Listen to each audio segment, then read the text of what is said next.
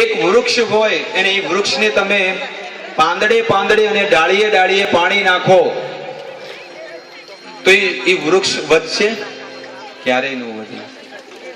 એ વૃક્ષને જો તમે મૂળમાં જો પાણી રેડો ને તો એને પાંદડે પાંદડે અને ડાળીએ ડાળીએ એને પાણી મળી જાય છે. એવી રીતે ભગવાન સ્વયં ભાગવતમાં કહે છે કે કોઈ મને તૃપ્ત કરી લે ને તો 33 કરોડ દેવતાઓ તૃપ્ત થઈ જાય છે. આપણા પિતૃઓ પણ તૃપ્ત થઈ જાય છે. આપણા માતા પિતા અને સમાજ આ બધા તૃપ્ત થઈ જાય છે. યથા તરુ મૂલ નિષેચનેન. આ રીતે ભગવાનનું નામ પોતાની જીહવા પર હંમેશાની માટે રટન કરવું જોઈએ. ક્યારે ભગવાનનું નામ છોડવું ન જોઈએ. વાલીઓ લૂંટારો એને કેટલા બધા પાપ કરેલા, પણ બધા પાપ કરતા કરતા એને જીવનમાં ભગવાનનું નામ લેવાનું ચાલુ કર્યું અને ઊંધા ઊંધા નામ લેતો, સીધું એ નામ નતો લેતો, મરા મરા મરા, કારણ કે એનું કામ જ હતું મારવાનું. ઉલટા નામ જપત જગ જાના. આખી દુનિયા જાણે છે કે વાલ્મીકી વાલીઓ લૂંટારો હતો પણ વાલ્મીકી બની ગયો.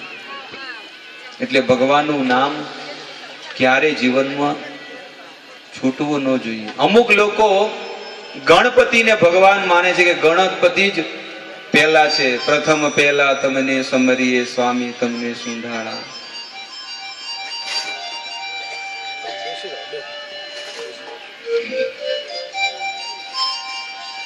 પણ એ ગણપતિ સ્વયં એમને વેદ લખ્યા છે બધા. ઈ સ્વયં પોતાના મુખેથી કહે છે યદ પાદ પલ્લવ વિનિધાય કુંભ વંદે પ્રણામ સમયે સ ગણાધિરાજ. યદ પાદ પલ્લવ, ઈ ગણપતિ કહે છે કે હું આ દુનિયામાં પૂજનીય છું, પણ કેવી રીતે? કે યદ પાદ પલ્લવ. કોના? કે ઈ ભગવાનના ચરણોના જ્યારે રજ મારા મસ્તક ઉપર આવે છે ને ત્યારે હું આ સંસારના બધા લોકોના વિઘ્નોને દૂર કરવા માટે સક્ષમ બનું છું. યદ પાદ પલ્લવ વિનિધાય કુંભ વંદે પ્રણામ સમયે સ ગણાધિરાજ વિદ્નાન વિહંતુ મલમસ્ય જગત પ્રયસ. ત્યારે હું આ સંસારના બધાના વિઘ્નોને નાશ કરવા માટે સમર્થ બનું છું. અને ઈ ગણેશજી સ્વયં પોતાના મુખેથી કહે છે ગોવિંદમ આદિ પુરુષમ તમ અહમ ભજામી.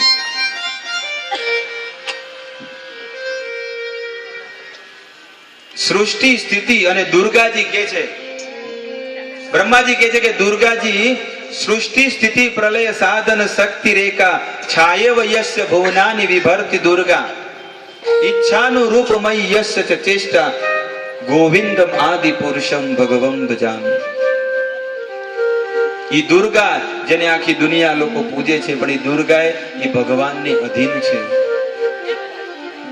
સ્વયં હનુમાનજી જ્યારે રાવણની લંકામાં જાય છે ત્યારે લંકામાં જતા ઈ કહે છે, રાવણ કહે છે કે તારી ઓળખાણ બતાડ. ત્યારે રાવણની સામે હનુમાનજી પોતાની ઓળખાણ બતાડે છે કે હે રાવણ, જેના ઈશારા પર આખું બ્રહ્માંડ ડોલી રહ્યું છે, જેના ઈશારા પર ચર અસર જીવો જીવી રહ્યા છે, જેના ઈશારા પર 33 કરોડ દેવતાઓ વર્ષા કરી રહ્યા છે, ઇન્દ્ર દેવતા વરુણ દેવતા હવા વરસાવી રહ્યા છે, એવા પૂર્ણ પુરુષોત્તમ રામનો હું દાસ છું. જો ઓળખાણ આવી હોવી જોઈએ કે હું ફલાણાનો દાસ છું, હું કૃષ્ણનો દાસ છું. આપણે જ્યારે આપણી ઓળખાણ બતાવીએ ને તો કેવી ઓળખાણ બતાડવી જોઈએ? કે હું ફલાણા દાસ છું, કૃષ્ણ નંદન દાસ, રૂકમણી નંદન દાસી. આવી રીતે પોતાની જાતને દાસ અને દાસી તરીકે સ્વીકાર કરવો જોઈએ. એટલે ગમે ત્યારે તમે જુઓ કોઈ પણ વ્યક્તિ ભગવાનનો ભક્ત છે ને વૈષ્ણવ, એ હંમેશા માટે પોતાને નામ જ્યારે બોલાવવામાં આવે ને તો પોતાની જાતને દાસ પાછળ લગાડશે કે હું દાસ છું, દાસો અસ્મિ, હું સેવક છું. આ રીતે અલગ અલગ શ્લોકથી ભગવાનની મહિમા તમારી સામે પ્રગટ કરી અને એ ભગવાન સ્વયં ભગવદ્ ગીતામાં કહે છે, 9મો અધ્યાય 25મો શ્લોક, કે જે મારું ભજન કરે છે ને એ મારા લોકને પ્રાપ્ત કરે છે. 9મો અધ્યાય 25મો શ્લોક ભગવદ્ ગીતા.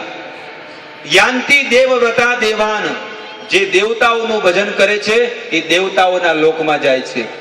પિતૃ યાંતિ પિતૃજા, જે પિતૃઓની ઉપાસના કરે સધી સિગોદર મેલડીના, એ પિતૃલોકમાં જાય છે. યાંતિ દેવવ્રતા દેવાન પિતૃ યાંતિ પિતૃજા, ભગવાન કે છે, જેને વેદ લખ્યા છે ને એ કે છે. ભૂતાની યાતિ ભૂતેજ્યા, અને જે ભૂતોની પૂજા કરે છે ને એ ભૂત લોકમાં જાય છે. યાંતિ મધ્યાજીનો અપિમામ, પણ હે અર્જુન, જે મારું ભજન કરે છે ને એ મારા વૈકુંઠને પામે છે. જે મારું ભજન કરે ને એ મારા વૈકુંઠ ધામને પ્રાપ્ત કરે છે.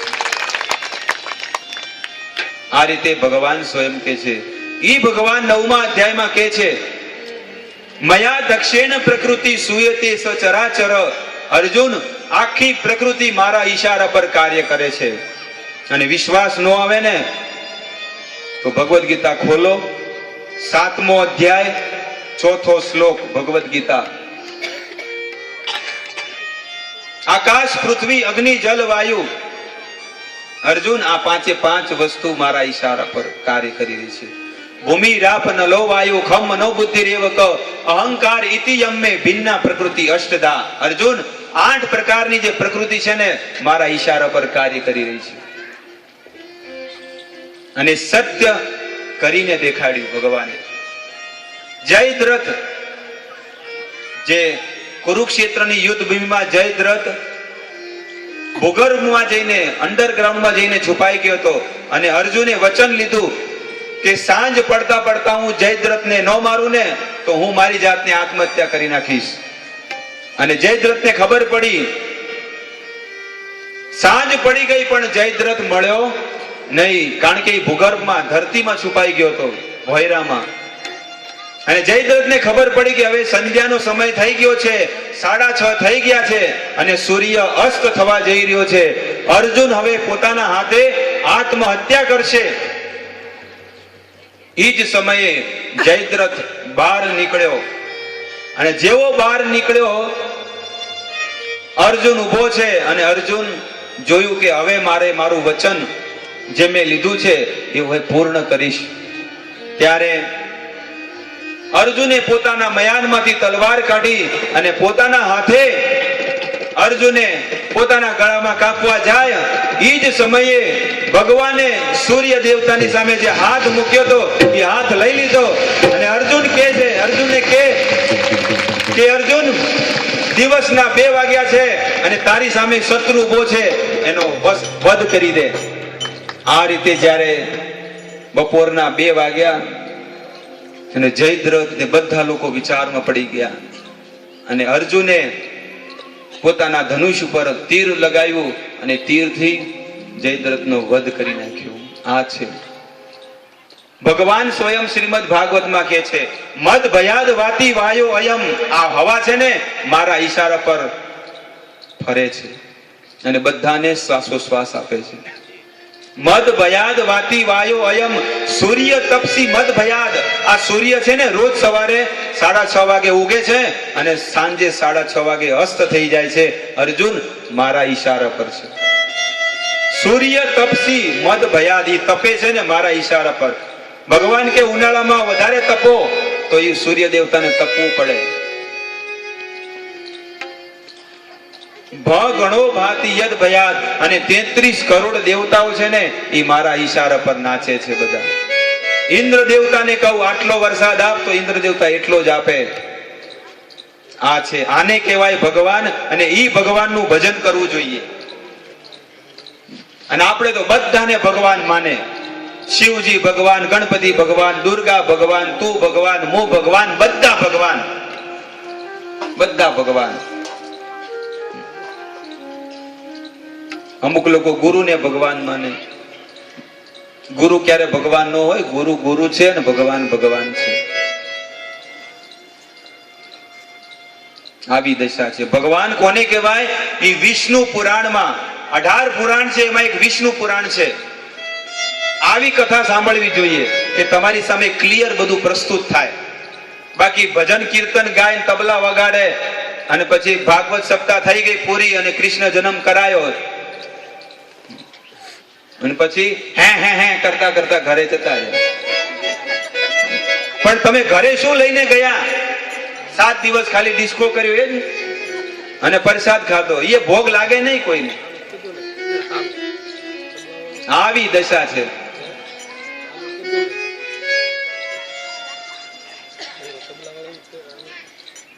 આવી દશા છે.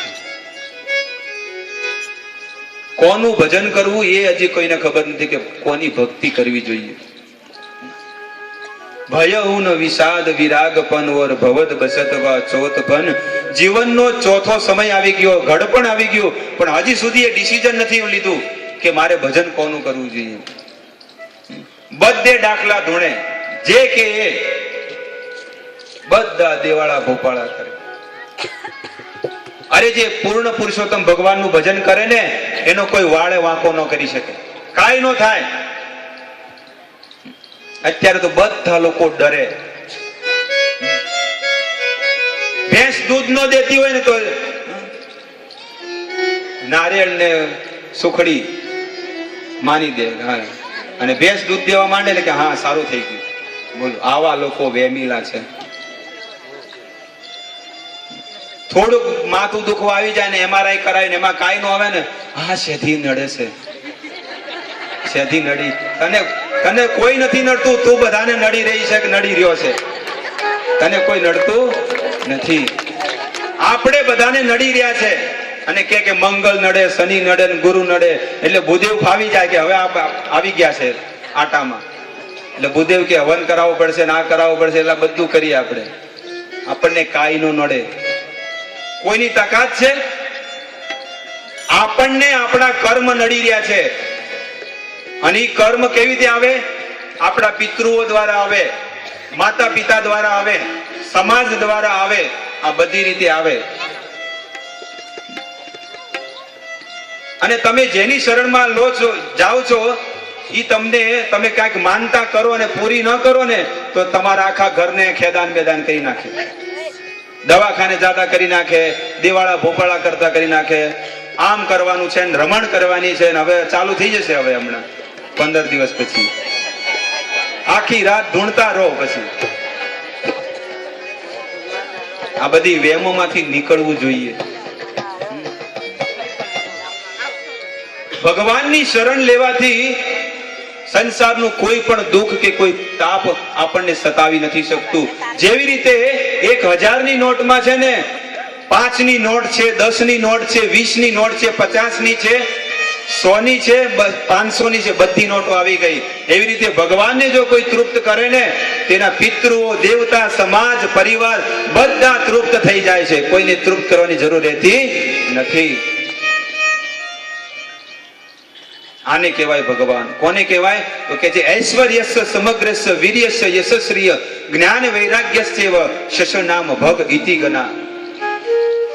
શ્રી વેદવ્યાસજી કહે છે કે ભગવાન એને કહેવાય જેનામાં 6 ઐશ્વર્ય પૂર્ણ પ્રકારમાં હોય, એને ભગવાન કહેવાય. સૌથી પહેલું ઐશ્વર્ય શું છે? તો કે જેનામાં સૌથી વધારે સુંદરતા હોય એને ભગવાન માનવા જોઈએ. હું નથી કહેતો, શાસ્ત્ર કહે છે. વેદ વ્યાસજી જેને આ ગ્રંથ અને વેદ લખ્યા છે ને એ સ્વયં પોતાના મુખેથી કહે છે. અને ક્યાં? તો કે છે વિષ્ણુ પુરાણમાં કહે છે. જેમાં 6 પ્રકારના ઐશ્વર્ય પૂર્ણ પ્રકારમાં હોય એને ભગવાન માનવા જોઈએ. સૌથી વધારે સુંદર કોણ છે આ સંસારમાં? મને દેખાડો. શિવજી છે? દેખાય છે સુંદર? એ તો શમશાનની રાખ લગાડે અને જટાધારી છે અને વાઘંબર પહેરે છે. ગણપતિ એમને તો સૂંઢ છે. કોણ છે દેખાવમાં સુંદર? તમને કોઈ લાગે છે? કંદર્પ કોટીય. બ્રહ્માજી કહે છે કંદર્પ કોટી કમનીય વિશેષ શોભમ ગોવિંદમ આદિ પુરુષમ તમહમ ભજામિ. કૃષ્ણ એટલા સુંદર લાગે કે લોકો જ્યારે કૃષ્ણના દર્શન ઇસ્કોન મંદિરમાં જે લોકો દર્શન કરવા ગયા છે, હરે રામ હરે કૃષ્ણ મંદિરમાં પાછળ જ છે તમારી સામે, ખાલી ફોટો તમે જુઓ, અહીંયા ફોટો જુઓ, એ કૃષ્ણ રાધા ગિરધારી કેટલા સુંદર લાગે છે, કેટલો સુંદર. આપણને એમ લાગે કે જોતા જ રહીએ અને ભગવાનના દર્શન કરતા રહીએ, એટલા સુંદર લાગે. અને વ્રજના કવિઓ તો કે છે, ગ્વાલ બાલ કે છે, અરે સારે મીઠી ગાળ બોલે છે, કાનાને કે છે, અરે સારે तू तो लड़का बना है तो तुझ पे इतने लोग मोहित बन गए हैं, जो तुझे कुदरत ने लड़की बनाया होता ना तो कट जाते गले करोड़न के. ભગવાને કુદરતે તને છોકરો બનાવ્યો છે તોય બધા લોકો તારા પર મોહિત થઈ જાય છે. જો તને કુદરતે છોકરી બનાવી દીધી હોત ને તો કટ જાતે ગલે કરોડન કે, કરોડો લોકો બધા ગળું કાપી નાખત કે હું લગ્ન કરું, હું લગ્ન કરું. કટ જાતે ગલે કરોડન કે. એ કૃષ્ણમાં બધા મોહિત થઈ જાય છે. એક વાર જો કોઈ કૃષ્ણને જોઈ લે ને તો બધા એની પર મોહિત થઈ જાય. શ્રીરંગમ દક્ષિણ ભારતની કથા, કળિયુગની કથા. શ્રીરંગમમાં શ્રી સંપ્રદાયના આચાર્ય થઈ ગયા શ્રી રામાનુજાચાર્ય. જે લોકો ભક્તિને તત્વથી જાણે છે એ લોકો જાણતા હશે કે રામાનુજાચાર્ય કોણ છે. રામાનુજાચાર્ય રંગનાથજીનું ભજન કરે, રોજ વિગ્રહની સેવા કરતા, અને મંદિરની બહાર જાય તો એક વ્યક્તિ, એક પતિદેવ પોતાની પત્નીનો ચહેરો જોતો જોતો ઊંધો ઊંધો જાય છે, ઊંધા પગે. પત્ની સીધા પગે જાય આગળ અને પતિદેવ ઊંધા પગે રિવર્સ ગાડી જેમ ઊંધો ઊંધો જાય. એમ વિચાર ન કરે પાછળ ઊંધો પડી જઈશ, અને છત્રી લઈને પાછો કે મારી પત્નીને જરાય દાગો, તડકો. અમુક લોકો ઓઢની ઓઢીને જાય ને, ચહેરો જરાય કાળો ના પડવો જોઈએ. અને એમાં લગ્ન થાય, લગ્ન હોય ને તો અઠવાડિયું બહાર જ ન નીકળે, એસીમાં ને એસીમાં બેઠા રહે કે વધારે ગોરા થશું, ફેશિયલ કરે ને આ કરે ને ફલાણું ઢીકણું, અને એટલી ક્રીમો ઘસી નાખે એકદમ. ઓલી બ્યુટી પાર્લર વાળી આવે ને કે ઘસ દાબીને ઘસ દાબીને ઘસ, ધોળી કરી દે, કાળી બલાડી જેવી હોય. વિચાર કરો આપણી કેટલી અજ્ઞાનતા છે, આપણું અજ્ઞાન કેવું છે. ક્રીમો લગાવવાથી બધી ધોળી થઈ જાય તો બધી ભેંસો ધોળી ના થઈ જાય.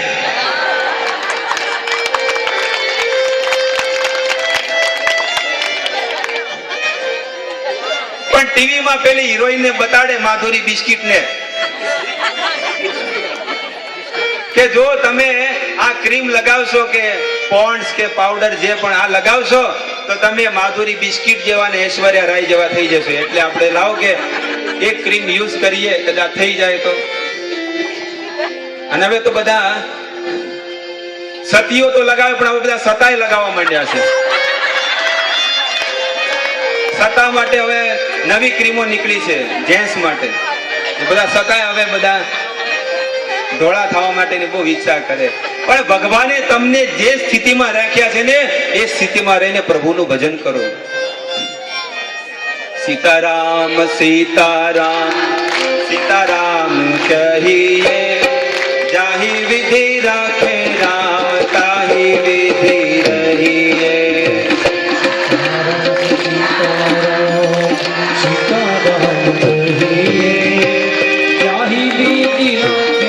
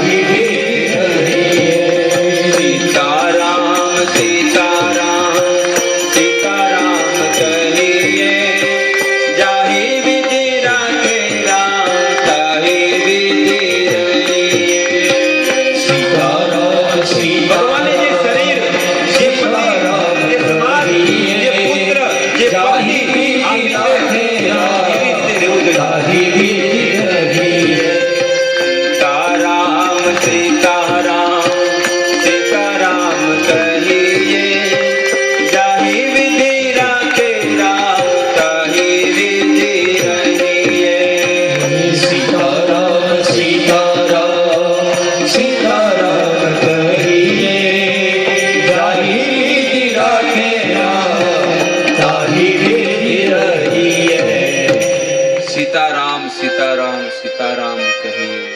જાહી વિધિ રાખે, ભગવાન જે સ્થિતિમાં રાખે એ સ્થિતિમાં રહીને પ્રભુનું ભજન કરવું જોઈએ. મારે તો ભક્તિ કરવી છે, પણ બસ હવે આ છોકરા મોટા થઈ જાય ને એટલે હું ભજનમાં જઈશ. બોલો.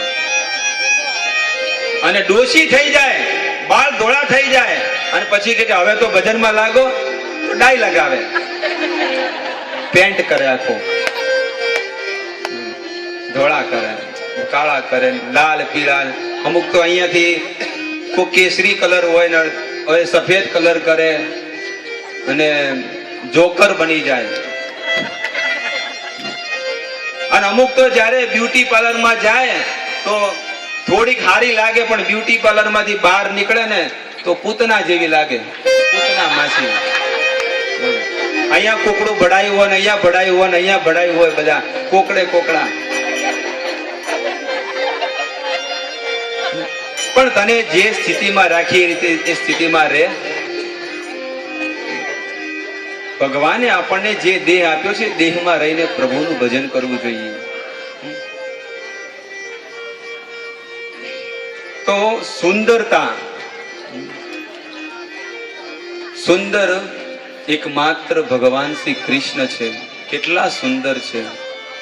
તો દક્ષિણ ભારતમાં આવો જ એક વ્યક્તિ પોતાની પત્નીમાં એટલો આસક્ત કે હું કોઈનો ચહેરો જોવા માંગતો નથી, એકમાત્ર મારી પત્નીનો ચહેરો. બહુ સુંદર છે મારી પત્ની. તો રામાનુજાચાર્ય કે તું આ ઊંધા ઊંધા પગે કેમ ચાલે છે?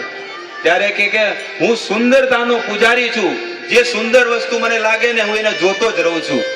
ત્યારે રામાનુજાચાર્ય કે હું તને આનાથી વધારે સુંદર વસ્તુ દેખાડું તો કે આને છોડી દઉં. ત્યારે ઈ રંગનાથજીની પાસે જાય ને રંગનાથજી ઈ ભગવાન વિષ્ણુ છે અને ભગવાનને કહે છે કે ભગવાનને પ્રાર્થના કરીને કે હે પ્રભુ, તમે સમુદ્ર મંથનમાં જે મોહિનીનું રૂપ ધારણ કર્યું હતું ને, જરાક એક ઝલક આને દેખાડી દો તો આ જન્મ મરણના ચક્કરમાંથી નીકળી જાય. આટલું કહેતા ભગવાને કીધું બોલાવ અંદર. અને ભગવાને જેવો ઈશારો કર્યો ત્યારે બોલો જે આસક્ત પત્નીમાં વ્યક્તિ હતો એને કે હાલ મારી સાથે અંદર. અને મંદિરનો પટ ખોલ્યો અને ભગવાને પોતાનું મોહિની સ્વરૂપ દેખાડ્યું. અને દેખાડતાની સાથે જ બોલો લાલ કપડા પહેરી લીધા. હવે તો હું આ રંગનાથજી સિવાય કોઈના દર્શન નહીં કરું. આ છે મારા પ્રભુ, એટલા સુંદર લાગે છે કૃષ્ણ. બોલી પત્ની કે આવો આવો તડકો, તું જા તારા ઘરે પિયરે, હવે તને રિટાયર કરી. લોકો 58 વર્ષે કરે છે સરકાર, હું તને 25 વર્ષે કરું. આ રીતે રિટાયર કરી દીધી અને રંગનાથજીની સેવા કરવા લાગી. આ છે મારા પ્રભુ. પણ જ્યાં સુધી આપણી ઉપર ગુરુની કૃપા ન હોય, જ્યાં સુધી આપણી પર ગુરુની કૃપા ન હોય ને ત્યાં સુધી ભગવાનના દર્શન ક્યારે નહીં થાય. એટલા માટે ગુરુની શરણમાં જવું જોઈએ. ગુરુના સાનિધ્યમાં રહીને પ્રભુનું ભજન કરવું જોઈએ. ગુરુને જિજ્ઞાસા કરવી જોઈએ, પૂછવું જોઈએ કે મારે કઈ રીતે પ્રભુનું ભજન કરવું. અને ગુરુ સત્સંગ દ્વારા આપણને ઉપદેશ આપશે. આ રીતે બીજી શક્તિ, 6 પ્રકારના ઐશ્વર્યમાં એક ઐશ્વર્ય આ છે. બીજો ઐશ્વર્ય જેમાં સંપૂર્ણ પ્રકારની શક્તિ હોય ને એને ભગવાન માનવા જોઈએ. કોણ શક્તિશાળી છે બોલો? દારાસિંહ છે? હિટલર? અત્યારે બૈરાવ કે અમે છીએ શક્તિશાળી, અમારા પતિદેવને કંટ્રોલમાં રાખીએ, નીચવી નાખે બાપડાને. જેમ આપણે હવારમાં ચોધરી ચા ઉકળીને પછી કેવા હોટલ વાળા ખબર છે ઓલું ગરણું રાખે ને પછી સાણસી અંદર ભડાવે ને પછી નીચવી નાખે ને પછી ફેંકી દે. એમ બિચારા પતિને ચા પત્તી સમજે અને નીચવીને પછી ફાફડ ફોદા. આવી દશા. તો જે સૌથી વધારે શક્તિશાળી હોય એને ભગવાન માનવા જોઈએ. કોણ છે શક્તિશાળી? ભગવાન શ્રી કૃષ્ણ, જેને માત્ર 6 દિવસના હતા અને રાક્ષસી પૂતના, જે 36 કિલોમીટર લાંબી પૂતના રાક્ષસી હતી, એનો વધ કર્યો. એટલા શક્તિશાળી ભગવાન છે. અને જેને 7 વર્ષની ઉંમરમાં 7 દિવસ અને 7 રાત સુધી ગોવર્ધન પર્વતને ધારણ કર્યો. વિચાર કરો. અમુક લોકો, અમુક ગુરુઓ પોતાની જાતને ભગવાન માને છે આ ભૌતિક જગતમાં. એને એમ કહો કે 50 કિલોની બોરી ખાલી અડધો કલાક તારા માથા પર ઉપાડીને રાખ, તને ભગવાન માનશું, તરત પડી જશે. સૌથી વધારે શક્તિશાળી માત્ર ભગવાન છે, જેમાં સંપૂર્ણ પ્રકારની શક્તિ છે. ત્રીજું ઐશ્વર્ય જ્ઞાન, જેમાં સંપૂર્ણ પ્રકારનું જ્ઞાન હોય ને એને ભગવાન માનાય. અત્યારના ગુરુઓ પોતાની જાતને ભગવાન માને, વારે વારે એને ચોપડો ખોલવો પડે. અને અમુકને તો 4 દિવસમાં આખી ભાગવત સપ્તાહ સમાપ્ત થઈ જાય. એટલે બધા વાજિંત્રો વાળાને કે હવે વગાડો, ભજન ચાલુ કરો, પતી ગઈ. કારણ કે યાદ ન રહે. અરે આપણને કાલે શું ખાધું છે એ પણ યાદ નથી. પણ ભગવાન દરેક જીવની વસ્તુ યાદ છે. ભગવાનને ભૂત, ભવિષ્ય અને વર્તમાન બધું યાદ છે. કે આ બેન કાલે ક્યાં ગયા હતા, આજે શું કરી રહ્યા છે અને આવતીકાલે શું કરવાના છે. વેદા અહમ સમતીતાની, ભગવાન કહે છે હું દરેક જીવાત્માનું ભૂત, ભવિષ્ય અને વર્તમાન બધું જાણું છું. પણ હાય રે દુર્ભાગ્ય, આટલા બધા ભેગા મળીને મુજ એક પરમેશ્વરને કોઈ નથી જાણી શકતું. આજ સુધી શિવ, બ્રહ્મા, નારદ આટલા મોટા મોટા ઋષિ મુનિઓ થઈ ગયા, પણ એ કૃષ્ણને આજ સુધી કોઈ જાણી શક્યું નથી. ભગવાનને કોઈ ન જાણી શકે. એજી તારો પામે નહીં કોઈ પાર, કળાતે અજબ રચી કીર્તાર. આ રીતે સંપૂર્ણ જ્ઞાન જેનામાં હોય એને ભગવાન કહેવાય. અને ભગવાન શ્રી કૃષ્ણએ અર્જુનને જ્ઞાન આપ્યું. અને કુરુક્ષેત્રની રણભૂમિમાં 64 કરોડ સેનાની વચ્ચે આપ્યું. રહોડામાં નતું આપ્યું, કઈ ખૂણામાં કે આવો ભાઈ ખૂણામાં તને એક બાજુ જ્ઞાન આપી દઉં. બધાની સામે 64 કરોડ સેના હતી. એ સેનાની વચ્ચે કીધું કે અહમ સર્વસ્વ પ્રભો, હું જ સમસ્ત સૃષ્ટિનો સ્વામી ને ભગવાન છું. આ રીતે જ્ઞાન, સુંદરતા, શક્તિ, જ્ઞાન અને ચોથું છે યશ. આ સંસારમાં ઘણા ઘણા લોકો આવી ગયા. રાજ કપૂર આવી ગયો અને બહુ પિક્ચરો ઉતાર્યા. એ સમયે આખો યશ એનો ફેલાઈ ગયો હતો. ગાંધીજી આવ્યા પણ બિચારા હવે નોટોમાં રહ્યા છે, બીજે ક્યાંય નથી.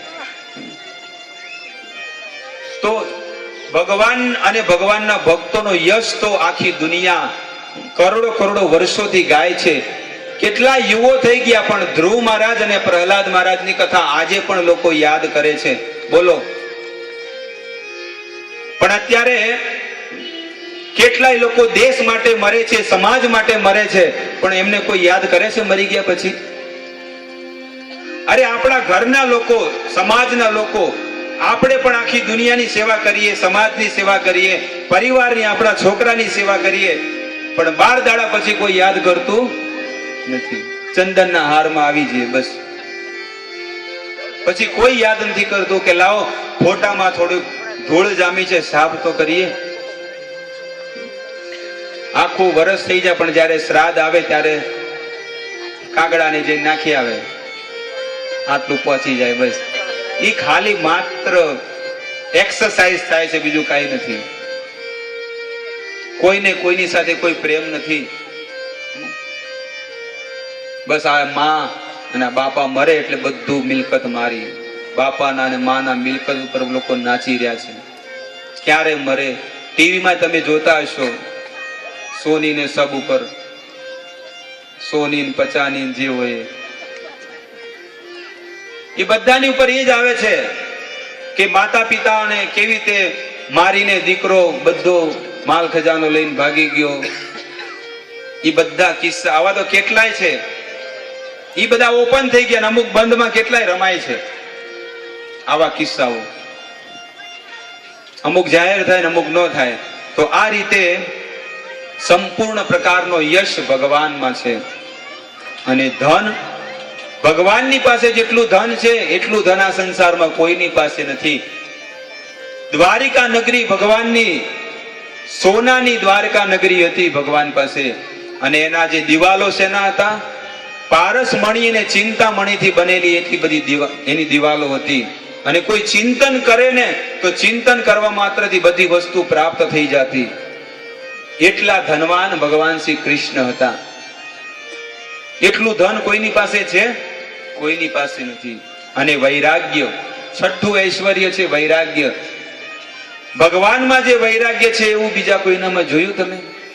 કે 14 વર્ષનો વનવાસ કઈ કીધું, તાપસ વેશ વિશેષ ઉદાસી 14 વર્ષ રામ વનવાસી.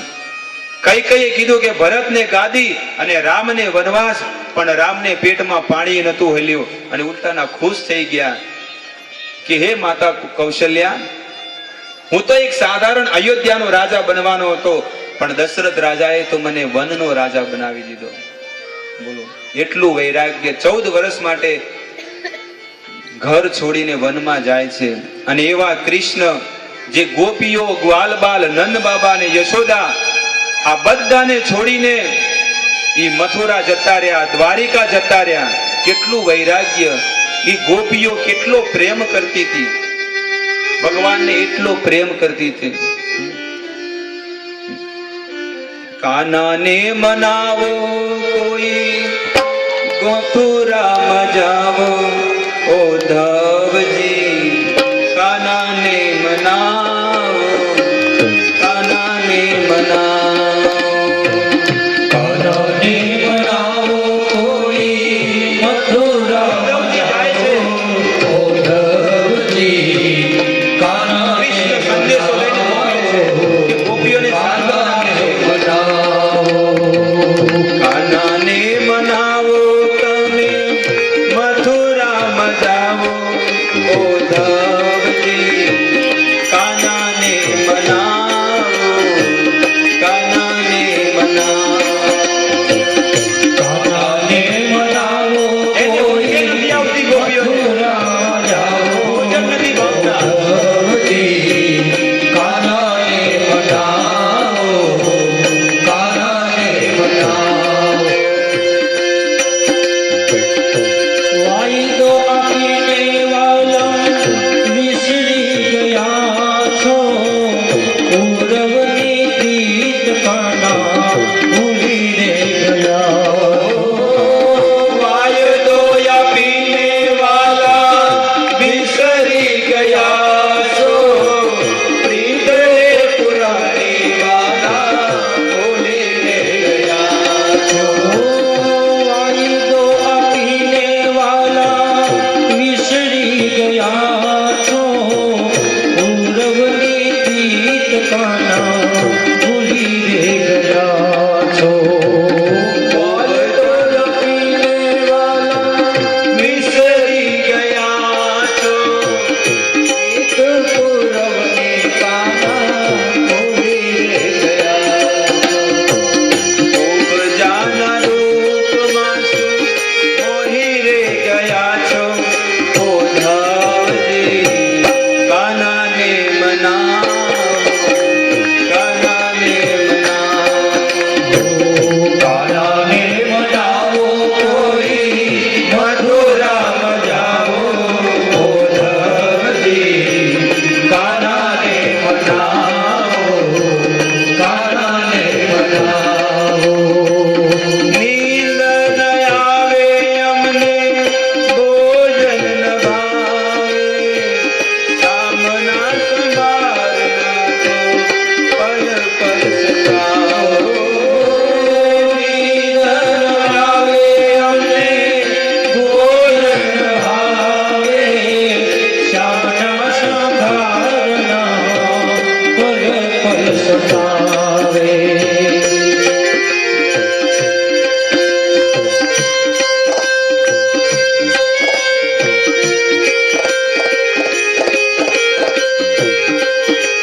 એવી ગોપીઓ જે ભગવાનને કેટલો પ્રેમ કરતી હતી. આંસુઓની આંખમાંથી આંસુઓ વહેતા જાય છે અને ઉદ્ધવજી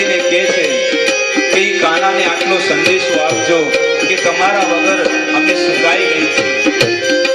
ભોજન નથી ભાવતા, ઊંઘ નથી આવતી. ભક્તો જેને ભગવાનની સાથે સાચો પ્રેમ થઈ ગયો હોય ને એને ઊંઘે ન આવે અને ભોજન ન ભાવે અને શરીર આખું સુકાઈ જાય. એકમાત્ર કૃષ્ણના ચિંતનમાં વિરહમાં આ ગોપીઓ રોઈ રહી છે. અક્રૂરજી જ્યારે એ કૃષ્ણને લેવા માટે મથુરા આવ્યા હતા ગોકુળમાં, ત્યારે એ ગોપીઓ એ રથના પૈડામાં નીચે સૂઈ ગઈ અને ગોપીઓ કે છે તમારે કૃષ્ણને લઈ જવા હોય ને તો અમારા પ્રાણ ઉપરથી શરીર ઉપરથી ચડાવીને લઈ જાઓ, અમારા પ્રાણ જતા રહેશે ને પછી લઈ જાઓ. આવો પ્રેમ છે ગોપીઓનો.